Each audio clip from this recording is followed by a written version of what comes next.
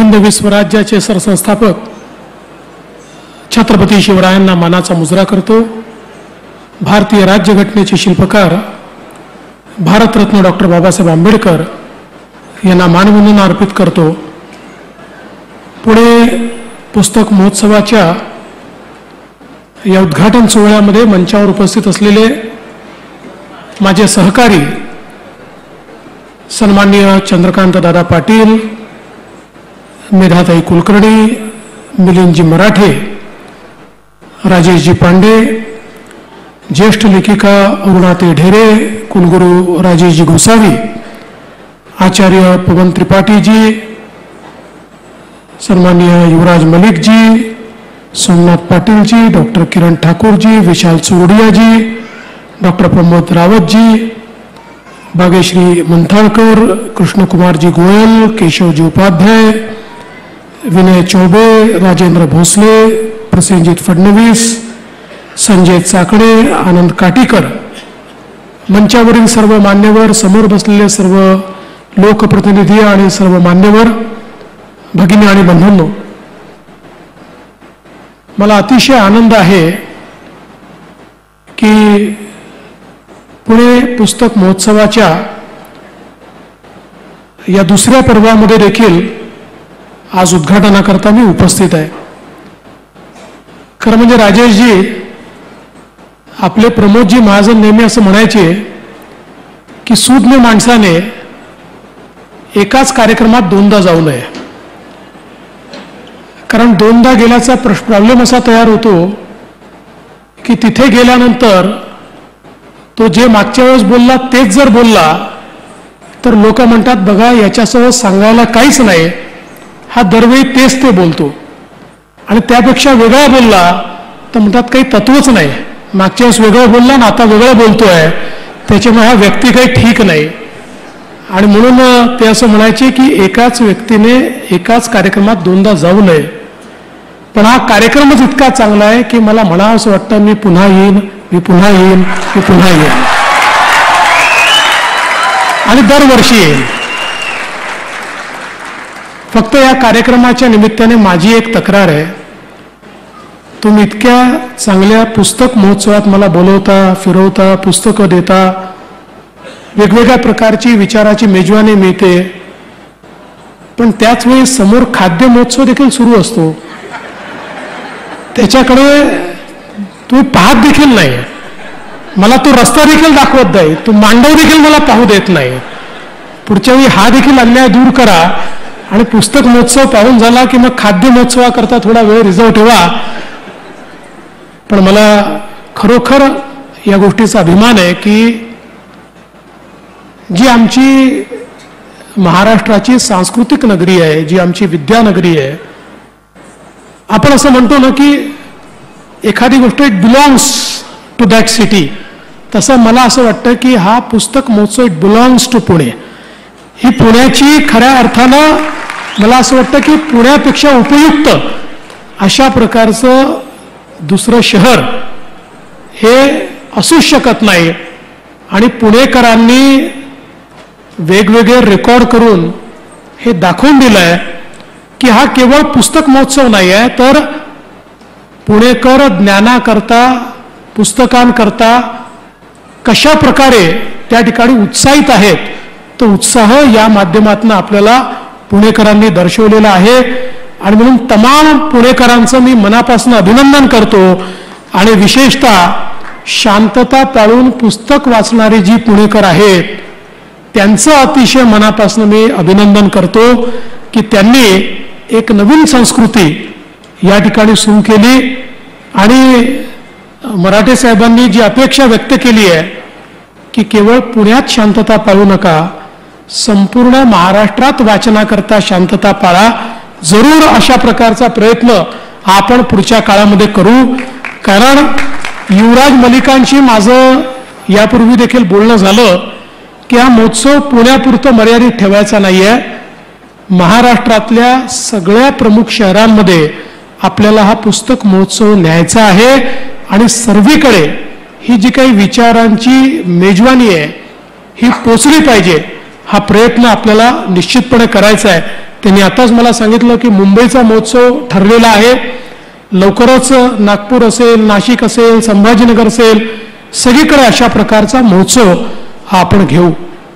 आपल्या खरं म्हणजे संपूर्ण इतिहासामध्ये ग्रंथांचं महत्त्व हे अत्यंत मोठं राहिलं आहे आणि आपली ग्रंथसंपदा, आपलं ज्ञान हे किती मोठं होतं, किती अगाध होतं, किती प्रगाढ होतं, ते किती खोल होतं, याचं साधं उदाहरण म्हणजे आपल्या सगळ्यांनी वाचलंय की 6व्या शतकामध्ये नालंदा विद्यापीठ, की जे विद्यापीठ जगातलं सगळ्यात मोठं विद्यापीठ मानलं जायचं आणि कलेपासनं विज्ञानापर्यंत आणि स्थापत्यापासनं तर इंजिनिअरिंगपर्यंत प्रत्येक गोष्ट त्या ठिकाणी, शल्यचिकित्सेपासनं सर्व गोष्टींचा अभ्यास हा ठिकाणी केला जायचा. आणि ज्यावेळेस बख्तियार खिलजी नावाच्या एका वेड्या माणसानं त्याच्यावर हल्ला केला आणि नालंदाची ग्रंथसंपदा जाळण्याचा त्या ठिकाणी प्रयत्न केला, त्या ठिकाणी इतके ग्रंथ होते की जवळजवळ 3 महिने ती आग सुरू होती. ती सगळी ग्रंथ जळून खाक होण्याकरता 3 महिने लागले. इतकी विपुल ग्रंथसंपदा त्या नालंदा विद्यापीठामध्ये होती. आणि म्हणून ग्रंथांशी आमचं जे नातं आहे हे अत्यंत जुनं आहे. आणि मला असं वाटतं की हे जे काही नातं आहे हे नातं चिरकाल टिकलेलं नातं आहे. कदाचित आपण असं नेहमी म्हणतो की जगातली सर्वात जुनी, ज्याला आपण कंटिन्युअस सिव्हिलायझेशन म्हणतो, अशा प्रकारची सिव्हिलायझेशन कुठली असेल तर ती आपली भारतीय आहे, ती आपली भारतीय सिव्हिलायझेशन आहे, आपली भारतीय सभ्यता आहे. जगातल्या सगळ्या जुन्या सभ्यता ज्या आपण सांगतो त्या सभ्यता 3000 वर्षापूर्वीच्या, 4000 वर्षापूर्वीच्या, 5000 वर्षापूर्वीच्या या संपल्या. त्यातली कुठली जिवंत नाही आहे, त्याचा फक्त इतिहास आहे. पण भारतीय सभ्यता एक अशी सभ्यता आहे की जी कधीच संपली नाही, ती चिरंतन चालू राहिली. आपण ज्याचा उल्लेख पुण्य पुरातन आणि नित्य नूतन करतो अशा प्रकारची सभ्यता सातत्याने सुरू राहिली. कारण या सभ्यतेने आपल्याला सांगितलं चारी दिशेनं येणारं ज्ञान हे ग्रहण केलं पाहिजे. ज्ञान जिथून आपल्याला मिळेल ते ज्ञान आपण घेतलं पाहिजे. आणि म्हणून त्या ज्ञानाशी, त्या ग्रंथांशी एक नातं आपलं अतूट अशा प्रकारचं राहिलं. आणि या नात्यामुळेच आज मला असं वाटतं की ही सातत्याने चालणारी अशा प्रकारची आपली सभ्यता एक समृद्ध सभ्यता म्हणून जगाच्या पाठीवर ओळखली जाते. आणि जगातलं सगळ्यात जुनं अशा प्रकारचं जे काही स्ट्रक्चर सिव्हिलायझेशनचं मिळतं तेही भारतामध्ये ज्ञानाधारित मिळतं. कारण या देशाने नेहमी ज्ञानाची पूजा केली आहे, ग्रंथांची पूजा केली आहे.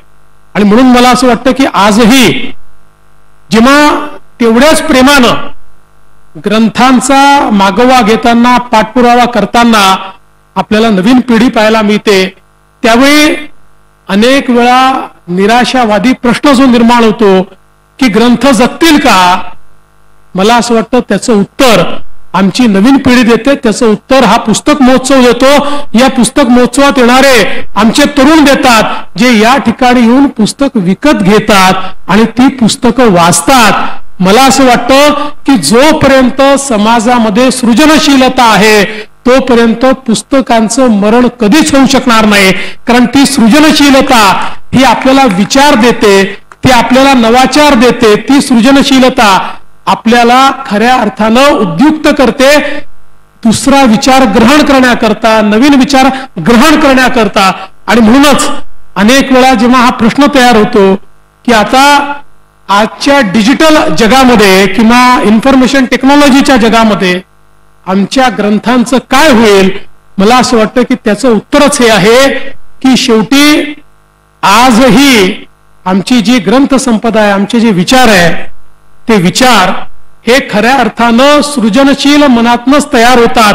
आणि म्हणून आर्टिफिशियल इंटेलिजन्स आमच्या विचारांचं संकलन करू शकतं पण त्याचं सृजन करू शकत नाही. सृजन करण्याकरता ह्युमन इंटेलिजन्सच लागतं, जे आमच्याकडे आहे. आणि म्हणून आमची ग्रंथसंपदा आणि आमचे विचार हे कधीच त्या ठिकाणी संपू शकत नाही. आणि मी तर असं म्हणतो की तंत्रज्ञान हे आपल्याला ज्ञानाकरता नेहमी नवीन दालन उघडून देतं.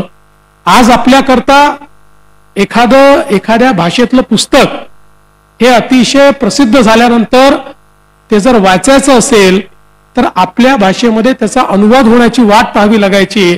आता तंत्रज्ञानाने अशा प्रकारची व्यवस्था उभी केली की आपल्याला ते तात्काळ त्या व्यवस्थेच्या माध्यमातून पाहिजे त्या भाषेमध्ये वाचता येतं.